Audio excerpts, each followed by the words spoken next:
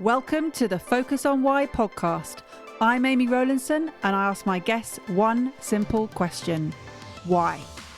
Focusing on the importance of why, I share with you the relatable, uplifting and inspiring conversations I have with people from all walks of life. This podcast will encourage you to focus on your why to enable and empower you to achieve the success you desire. Have a purpose, have a plan, focus on why. Welcome to episode 166, Reflections and Observations with me, Amy Rowlinson. These episodes are an opportunity for me to listen back to the episodes from the perspective of a member of the audience, and I get to highlight some of the moments that I take away from each of those episodes. And kicking off today, I'm going to start with episode 161, Sharing Knowledge with Peter Freeth. Kindly brought together by Adrian Hales, another one of my wonderful guests, back in episode 123, episode Follow Your Path. So thank you, Adrian, for bringing us together. Now, Peter touched on so many different elements that I have in typically Amy Butterfly Mind style, explored many different avenues in my Reflections and Observations episode today. So please indulge me on that. Sharing and creating knowledge is at the heart of everything Peter Freeth does. Focusing on the importance of time, senses, labelling, enjoyment, direction and money, in this episode Peter shared what he believed to be the fundamental design flaw in human beings. Regardless of what the environment is doing, people will always seek to learn and develop themselves as they have a need for knowledge, whether that is found through reading books, listening to podcasts, watching videos on YouTube, or going on training courses. Talking about sharing knowledge, I've just received one of Peter's books in the post. He sent to me after finally finding it in one of his boxes. He'd just moved house and he promised me when we recorded the podcast that he would send me his NLP Master Practitioner manual that he'd written. But first he had to locate it. And I've just opened it up and on page 354, it is titled The Beginning. He says he closes his book the same way he always does, with a beginning. It is but one step in the learning journey, he says. Every step is an opportunity to make a choice. Either carry on doing tomorrow what you did yesterday, or look around you and see the world is changing and adapt. Peter spoke about new beginnings in the podcast, how you have a need to learn regardless of the environment. Every day is a new beginning. I talk about and advocate midlife beginnings all the time. What may seem like a steep learning curve, looking into it, it's also actually an opportunity to leverage previous experience. And Peter reflected, saying that things like recessions and pandemics have caused him to change direction and to rethink what he does and figure out different things of doing. In fact, I deliberated about calling this episode Change Direction. However, sharing knowledge won me over, as knowledge often does for me. Peter believes that the fundamental question that he suspects everybody asks themselves at some point is, what is wrong with me? I don't know about you, however, I know for sure there have been many times in my life that I have thought about that one question. I can never quite pinpoint the origin of what's going on. Sometimes it's overwhelm, or I'm second guessing myself, or it's stress, or not thinking straight, or too much going on, or that feeling stuck in a rut or at a crossroads. This is normal. We all feel this. And it could be a case of low self-esteem or low self-worth, or a case of comparisonitis. This feeling of doubt is common. And it's also often known as, am I good enough? Are you subjecting yourself to societal expectations or not aligning yourself to your own values in your life and your work? Are you focused on your why? What is a better question that you could ask yourself instead of, what's wrong with me? Why am I feeling like this? What can I do to resolve it? Journaling your thoughts will really help you to understand more around what's going on.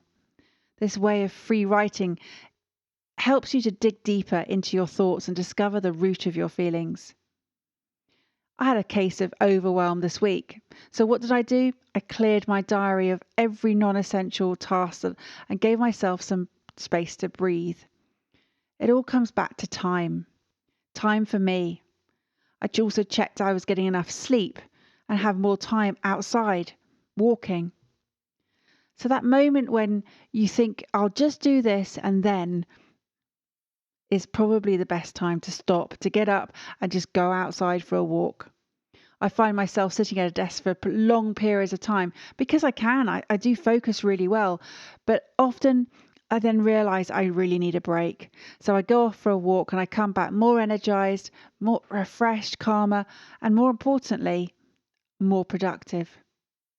So when the day speeds up and I do feel that overwhelm, I simply head outside for a walk and then I come back focused. So going back to that question, what's wrong with me? If it's a physical one, don't doctor, Google it. Go and seek a medical professional and get help. And if it's a mental issue, again, it's a case of reaching out and speaking with someone who can help you. Don't suffer in silence. You're not alone. You time, self-care. I wrote a couple of blogs around time and self-care recently. Go and check it out on my website, amyrowlinson.com. And if you haven't already, sign up for the weekly newsletter, Friday Focus, where I pick one topic each week with one action arising. Peter spoke of trying to define himself in his midlife crisis. Well, let me just reframe that. I call them midlife beginnings. And he had all these names and none of them meant anything. Again, he asked himself that question, what is wrong with me? Am I good enough? I'm going to talk about the labeling side of things later in this episode because it links in with another episode that I want to reflect on. But going back to that fundamental design flaw that Peter says that human beings have, he says that all of our senses are pointing outwards, so we never actually see ourselves, and that we have a distortion of looking at ourselves through our own filters and perceptions of distortion. We become unaware of the impact on the world. There are many filters that you use each day. Let's focus on some of the decision filters that you have. The simple questions that you use every day to help make decisions and take actions. An average adult supposedly makes approximately 35,000 decisions each day. That's a decision every 2 seconds based on the fact that you sleep around 7 hours per day. So when you have clear goals and objectives, you can easily filter decisions and questions through the mental filters which are aligned with your goals to help you make decisions faster and get clarity around them. Take control of your mind and actively make decisions rather than your mind making decisions on your behalf. Before I make a decision, I ask, will it help me to achieve my goals? Will it give me more freedom and choice in how I live my life? Simple decision filters. We are all different and we all have different goals. Therefore, our filters are unique to us. Focus on why you're doing what you're doing. As Jim Rohn said, if you don't design your own life plan, chances are you'll fall into someone else's plan. And guess what they have planned for you? Not much. Consciously design your own mental decision filters to reach fast, focused decisions that will help you to achieve your goals. Will this help me too? Yes, no. Write these simple questions down and keep them in a place that you can refer back to them until they become natural for you to use without consciously thinking of them. What are your goals and what are your filters? Peter went on to say that people resist leaving their jobs, thinking that the salary is the barrier. Money isn't the barrier. Time is the barrier.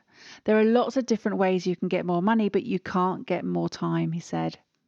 And Peter had wished for more time with his father, and that he himself had fallen into that trap of working so hard to give the kids a better life, and yet all his kids want is his time.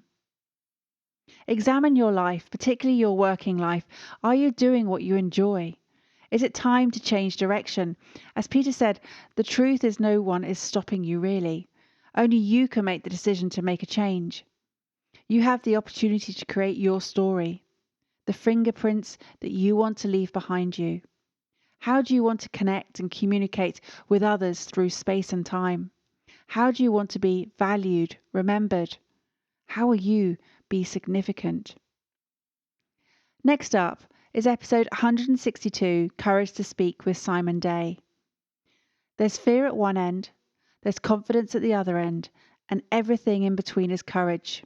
There is no shortcut, there is no fast track, but if you can exercise a particle of courage enough to take that first decision, there is a way out, and there is a way up, and there is a way to a more fulfilled, happier life. But it will come when you choose it, and you have to choose to start that journey. These are the words of Simon Day. After years of suffering with crippling communication anxiety, Simon was left with two choices: spend his whole life hiding in the shadows and risk losing everything, or find his voice. It was through the strength of conversations that Simon finally found the courage to speak. Communication, connection, and courage come together to create opportunity, fulfillment, and meaningful work. Through a painful yet empowering journey of discovery, Simon has transformed from terrified teenager to an award-winning speaker and communications coach. Simon now employs his communication skills as a middle leader in secondary education and works under his self-built brand, Simon Speaks, to coach others seeking to lose their fear, to find their voice, and to speak with greater power. Is today the day that you choose to start your journey of meaningful work, or have you already started?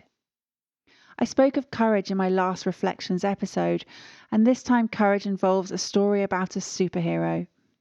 Simon Day is a modern-day superhero. By day, he is deputy head of English.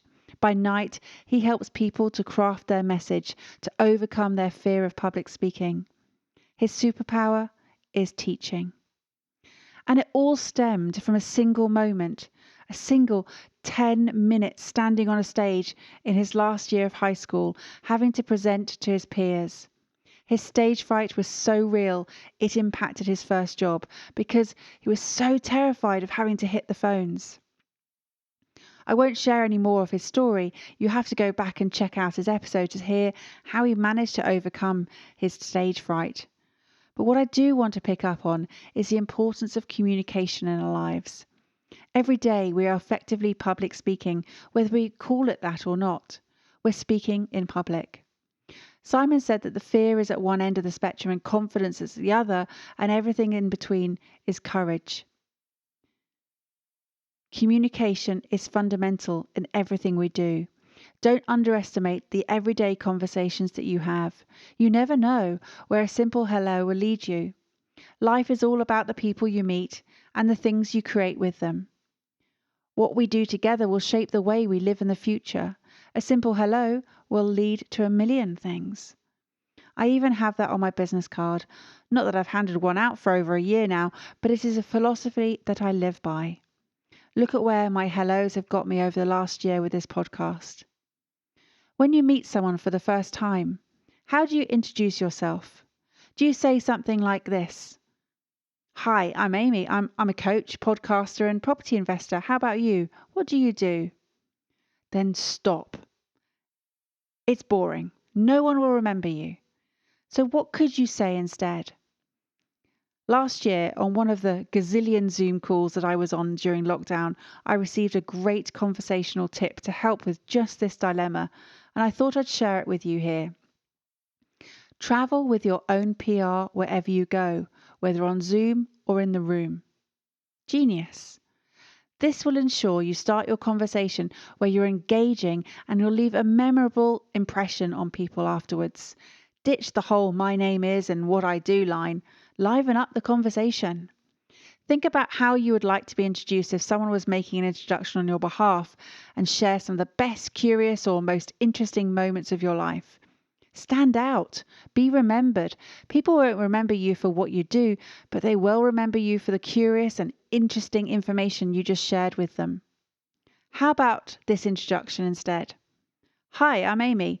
I live above Druid Caves. I won an Oscar, and I'm fascinated by the question why. How much more interesting is that conversation going to be when you simply share what you love doing and add in some curious facts about you? By giving the other person a variety of topics, they get to choose how to continue the conversation. No more tumbleweed, awkward moments of silence. More importantly, there are no more "what do you do, where do you live" conversations. How could you travel with your own PR? Write out your own introduction so next time you have a conversation, you stand out. And I also want to recommend a book, How to Talk to Anyone by Leal Lounders. And in this book, she shares 92 different tips of how to talk in conversation with others. I spoke earlier about the power of words in my reflections, and this is echoed in something that Simon said. There's a power in words. Simon said that his turning point was talking to someone, that conversations saved him, and his life has been wonderfully enriched by speaking. Someone who was afraid to speak in public now wins awards for doing just that, has a business called Simon Speaks. Simon said, people don't know you're drowning if you don't tell them you're in the pool. And it was a case of him telling people that he was in the pool and that he was drowning, that they were able to pull him out. There is incredible power within a conversation. Don't ever feel you're alone. Reach out and have the courage to speak. My next guest with the courage to speak is Rikki Arundel, episode 163, Dignity and Respect with Rikki Arundel. With a mission to create a fairer world in which every person's gender is accepted and respected, Rikki wants everyone to have a voice, to be heard, and to do what they are good at. A world where people understand and accept one another for who they are without the need to conform to stereotypical ideas. A world where the middle space is okay. A world without secrets, where we can simply be ourselves. A world where everyone treats one another with dignity and respect. Faced with considerable discrimination following their change in gender, Rikki completed a master's degree in gender research and established themselves as one of the leading gender and diversity speakers in the UK. Rikki is now an LGBTQ+ icon and is such a wonderful storyteller. So much so that one of my regular listeners was so gripped listening to this episode that she carried on cycling at the gym for the full length of the episode and could barely walk afterwards as she'd been so distracted by Rikki's wonderful storytelling. Perhaps my podcast needs to come with a health warning. Apologies, Jenny. Going back to Rikki's mission to create a fairer world in which every person's gender is accepted and respected, Rikki wants everyone to have a voice, to be heard, and to do what they're good at, to be treated with dignity and respect. Rikki is very good at getting people to understand and accept others for who they are. Again, it comes back to communication. Rikki shared the moment they came out and how they no longer wanted it to be a secret anymore. They said they didn't think any trans person wants it to be a secret. What they want, and what we all want, is to simply be able to be ourselves, just to go out and think, this is who I am. There's a wonderful book Rikki shared. It's only a small book back from the 60s by John Powell called Why Am I Afraid to Tell You Who I Am? And in the book, Powell says, I'm afraid to tell you who I am, because if I tell you who I am, and you don't like who I am, that's all I have. This line engaged a lot of comments on a LinkedIn post that I shared. And Rikki on that post shared that with such a long history to gender non-conformity that it will take a while for change. And Rikki's solution is to make sure that we all have friends from diverse parts of society that will make us more tolerant of difference and become allies. Helen Chorley said that we all want to be accepted for who we truly are, with no facades and no pretense. I agree. Let's create a world without facades and raise awareness to achieve gender equality. Rikki says it takes courage, not just in the coming out as LGBTQ+, but by showing who we all are in our hearts. Another comment on LinkedIn by Julia Hart said this is a subject that we all need to learn more about to help us understand the complexities and difficulties people faced to just be me. Respect and dignity should not be too much to ask from anybody. Rikki spoke of identity labels, predicated on racism, the way that we use labels as badges of honour, in a way to create a sense of belonging, but in a polarising perspective. People use labels. them and us, and they put it down to sides. A way that is used to dehumanize people, so much so that it becomes okay. Rikki's example, it was that it becomes okay to kill gays, to kill trans, as they are subhuman, using these labels to push away those who are not normal. It is difficult for me to speak about this because it's just so far from how I operate, how I think. However, I believe it's important observation to raise here, as labels was also a topic that Peter Freeth touched on. Peter had said that labels are for other people's benefits, saying that I'm just me, I do what I want. And it got me thinking, why do we label? What is the need behind us to do it? Is it for other people's benefits? But aren't you or aren't I one of those other people?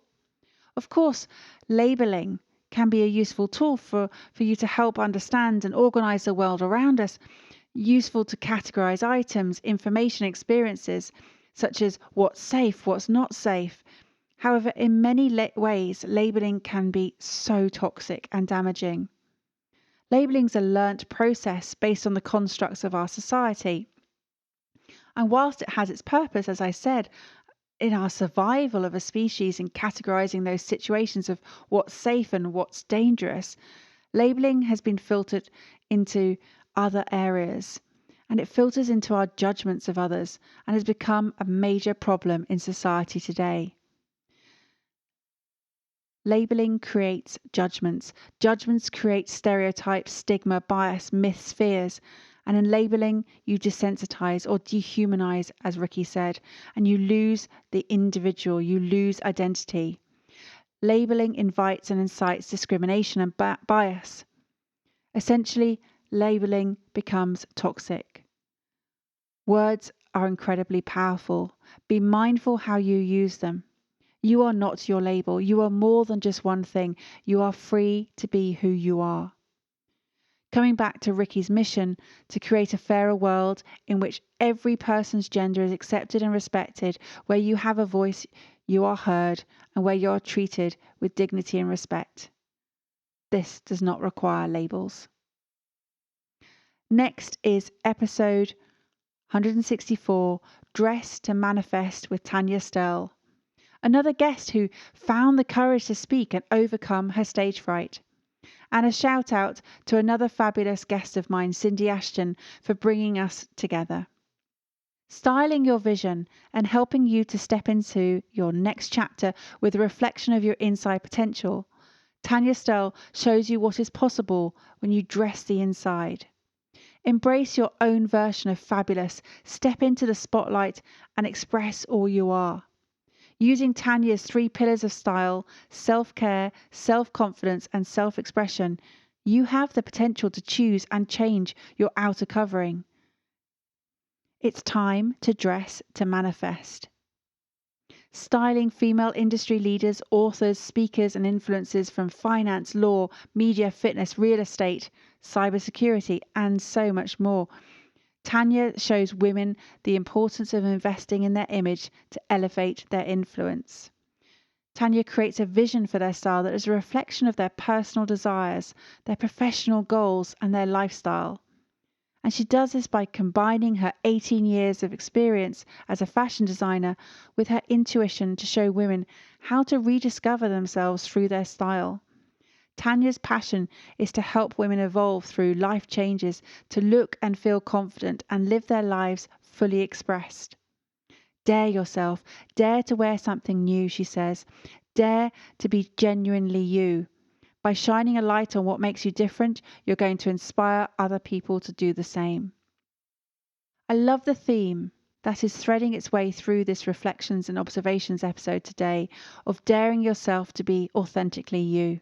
What Tania does is dress the inside, the true inside reflection of people's potential, enabling them to shine, increasing their visibility and confidently aligning the external image with how they want to be perceived. Tania said that she becomes a mirror for her clients, seeing what they sense. And it's Tania's intuitive approach that helps people feel comfortable in their clothing. Tania advocates stepping into the spotlight to express who you are, to be bold and to be visible. For her, fashion is a tool that we can use to give us the confidence. Now, Tania referenced Bill Cunningham and paraphrased something that he'd said around confidence, as clothing is the armour that gets us through everyday life. Now, I checked out what Bill said and also who he was. He's Harvard educated and he was a legendary American fashion and street photographer for the New York Times. Born in 1929, he died aged 87 in 2016. And he chronicled what people wore in daily life and also in high society soirees. And this is what Bill said. The wider world that perceives fashion as sometimes as frivolity that should be done away with in the face of social upheavals, the problems are enormous. The point is, in fact, fashion is the armour to survive the reality of everyday life. I don't think you can do away with it. It would be like doing away with civilization. I also found another article on Bill, and he said that Fashion Week is on the street, always has been, always will be. Tania is fascinated by people, and her passion for design has been nurtured since she was a child. She wants to show others what is possible, how you can embrace your own version of fabulous and not dull down your own light. Love what makes you different, using those 3 pillars of style I mentioned: self-care, self-confidence, and self-expression. Tania says, give yourself permission to be genuinely different. My final reflection today is episode 165, Look Inside Yourself, with Xuan Meng. Faced with the difficult decision of needing to replace the income for both her and her husband, Xuan saw this challenge to be disguised as an opportunity to achieve financial freedom for her entire family. Opening new doors, Xuan focused on building 2 income streams in property, leveraging her financial background and tapping into her project management skills to support this new venture into property. Before this new career, Xuan worked in the investment fund industry for 10 years with extensive experience of investment appraisals and financial products, working on multi-million-pound projects. Having built a £6 million property portfolio within 2 years of setting up Cozy House, despite Brexit and COVID, the company continues to go from strength to strength. What an inspiration Xuan is, and a familiar story to mine. Both of us had husbands working in stressful city jobs which took a toll on their health, so much so that both sought property investment to be the solution to resolve the problems we faced, to enable our husbands to step away from those roles in the city and live the lives they now and always desired. Xuan's why is really to have the flexibility, to stay at home, to look out for her daughter, but also to have the financial independence and be able to provide for her family. With the meltdown of her husband, she took the plunge to replace both salaries. She didn't have a choice, but she never looked back. As I said, Xuan's story is similar to mine, and I really recognise the journey that she's gone through. Although she had the knowledge a lot sooner than I did in my life. Had I known what I now know then, I would have done it whilst my kids were young too. I don't regret things in life. What's the point? However, I'm sure to pass on the knowledge to others to give them the options and choices in life that I was unaware of at that time. Xuan says property saved her life. And she feels that she's a firefighter, that if she didn't have a strong enough why, she would have given up 10,000, she would have found 10,000 reasons to stop her. But she kept going, saying sometimes challenges disguise the opportunities. When you're down in your life, when you feel that life has not been nice to you, don't despair. Look inside yourself. Maybe they're just the doors to more opportunities, to another world. Property investment gave Xuan time and flexibility. Isn't that ultimately what we all seek? I talked about time earlier, and I asked Xuan the sliding doors moment question that what would have happened if she had not made that decision to leave her job. And she said that corporates keep you so busy that you don't have the time to think. And this is something that Peter Freeth spoke about in his episode too. I spoke about the importance of time and family in my reflections of Peter's episode earlier. Now here's something curious that I found or I heard this week. Did you know that time is the most common noun used in the English language? I was listening to When by Daniel Pink this week, and he mentioned this in the book, and I thought that was a fascinating fact, so I thought I'd go and check the origin of it. Well, there is an article. Back in June 2006, the Oxford University Press researchers looked on the internet at newspapers, journals, fictions, and weblogs to take a snapshot of our everyday language. Sure enough, time topped the list of the top 25 words used, followed by person, year, way, day, thing, man, world, life, hand, part, child, eye, woman, place, work, week, case, point, government, company, number, group, problem, and fact. Now, 90% of the top 100 words are one syllable, and a large proportion were actually from Old English, meaning that the basic words that we use all the time, no pun, in basic sentences are from before the Norman conquest. So despite the fact that we change our language all the time and we use new words and borrowed words or loan words from other countries and other languages, in reality, the basic language that we use has been the same for hundreds and hundreds of years in English. So let's talk about time.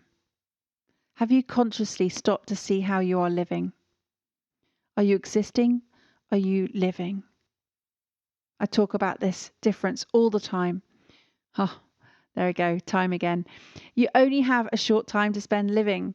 Now I'm so conscious using the word time. How will you spend your time? It's time to challenge your thinking and identify your opportunities. Why spend the rest of your life not enjoying what you're doing, not being with those you love, and not having what you desire? Xuan said she had a lot of time, particularly at 3 a.m. in the morning, feeding her baby, to think. Time to think. Her advice, in true Nike style, about following your dreams, just do it. Thank you for listening to the Focus on Why podcast. I'm Amy Rowlinson, and if you've enjoyed this episode, please leave me a 5-star Apple Podcast review. Connect with me on LinkedIn, Instagram, and Facebook, and become a member of my inspiring, uplifting, and positive Focus on Why Facebook group. I help people to focus on their why with clarity, uniting their passion with their purpose with a plan to create the life they truly desire. If you would like me to help you focus on your why, then please book a free 20-minute coaching call via calendly.com/Amy Rowlinson. And if you haven't already, please sign up for the Friday Focus weekly newsletter via my website, amyrowlinson.com. Have a purpose, have a plan, focus on why.